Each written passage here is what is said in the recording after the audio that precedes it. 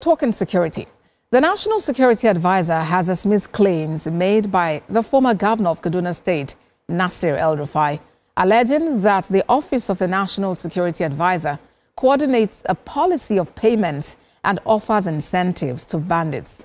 The NSA insists the claim is baseless, and at no time did any arm of government under this administration engage in ransom payments or inducements to criminals. He also emphasized that the government has consistently warned Nigerians against paying ransom. The NSA says from inception, the government adopted a dual strategy, and the result is evident in parts of Kaduna State that once suffered untold terror. He acknowledged the efforts of military and security agencies in capturing or eliminating notorious bandits, and the developments have been widely reported in the media.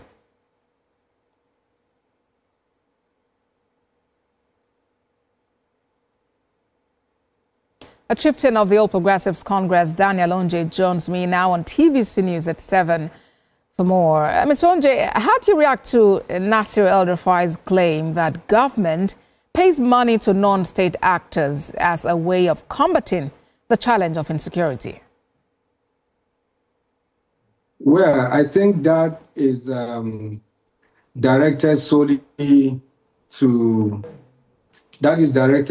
to the security agencies.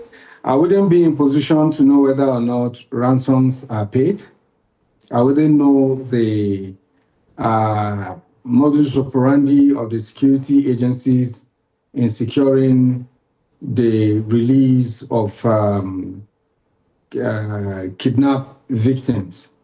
So, but on other areas of his remarks that borders directly on the life of ordinary citizens in Nigeria, I think I'm able to say one or two things. Well, I will be more interested in the area of economy and also to touch on the security. There have been, of course, mass improvements in the security in the country. We all know how insecurity ravaged the country in the last 2 decades. But the security situation under the administration of Bola Ahmed Tinubu has really improved. And we can all attest to that. There was a time in this country that bombs were delivered even at our doorsteps, where citizens were moving in permanent and perpetual state of fear and a feeling of insecurity at motor parks and event centers and even at marketplaces. But now I think all of those things gradually are becoming history and a thing of the past. And the method or the swift manner in which this administration responds to security challenges across the country, I think has reassured citizens and then also brought back the confidence of citizens on governance with respect to tackling insecurity in the country, particularly in Benue State. I am from Benue, and I know what happened during the El-Rufai killing. It's been a very rare move. The president traveled all the way to Benue State to intervene and, to see how to mitigate the escalating insecurity situation in Benue. All right, Mr. Onje. That was, for me, yeah, so you're commending that action. You know, a number of people also commended that action. But what is your take about kinetic and non-kinetic approaches to combating insecurity? Because that is usually what you hear. Kinetic and non-kinetic, or some call it the carrot and the stick approach.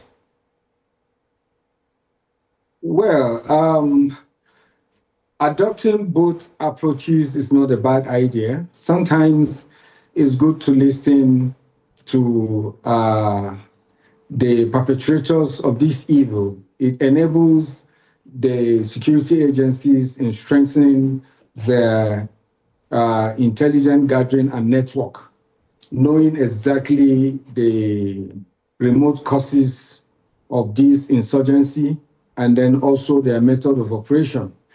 If we discard the option of non-kinetic or carrot approach totally, perhaps it's going to be a long, drawn war or battle for the security agencies in Nigeria.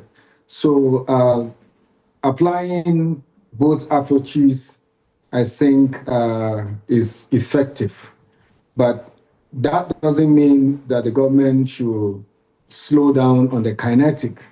You engage the insurgents, the bandits, the kidnappers kinetically, and then for those who want to give up the arms and also reintegrate themselves into the society, who reach out the olive branch, I think the non-kinetic approach should be used, particularly where leaders in the categories of traditional rulers are involved at the very remote areas and ungoverned areas of the country.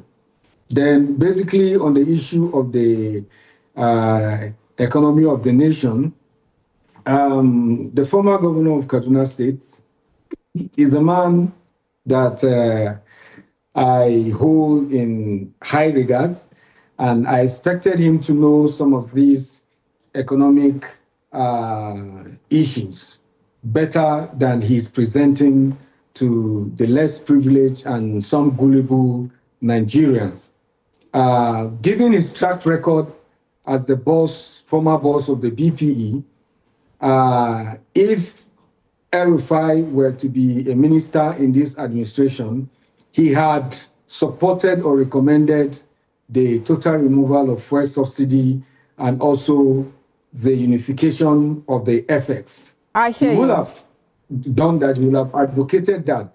But right now, what he fails to tell Nigerians is he failed to provide a workable and non-distortionary alternative. I hear you, Mr. Onje. That will quickly deliver relief to households. That is what El-Rufai had failed to tell Nigeria. What other ways or alternatives, they will handle this issue of fuel subsidy removal and unification of our efforts. I hear your position on that, and let's see if in the coming days, when these matters come up again, if Nasir El-Rufai would, raise some alternatives like you have just suggested now. Daniel Onje is a chieftain of the APC. Thank you very much for your time on TVC News at 7. Thank you so much.